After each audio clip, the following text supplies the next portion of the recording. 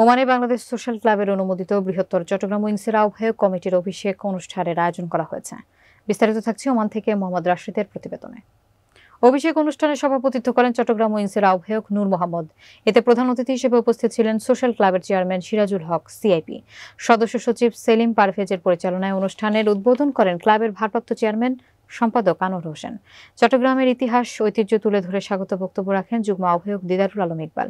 অনুষ্ঠানে আরও উপস্থিত ছিলেন গালফ এক্সচেঞ্জের সিইও ইফতেখার উল হাসান চৌধুরী, ক্লাবের সিনিয়র সহসভাপতি Rezaul Karim CIP, Azimul Haque Babul CIP, Syed Manjurul Islam, Noor Hossain Talukdar, engineer Mostafa Kamal, lion Syed Jahangir, Mohammad Nasir Uddin, engineer Furkan Ahmed, Joynal Abedin, Wahidul Nabi, Wajed Bablu, Monirul Hasan, Nasir Sikdar, Abdul Mannan, Jasim Uddin সহ সোশ্যাল ক্লাবের কার্যকরী কমিটির সদস্য, উইংসের সমূহের নেতৃবৃন্দ, ওমানের বিভিন্ন রাজনৈতিক এবং সামাজিক সংগঠনের নেতৃবৃন্দরা উপস্থিত ছিলেন।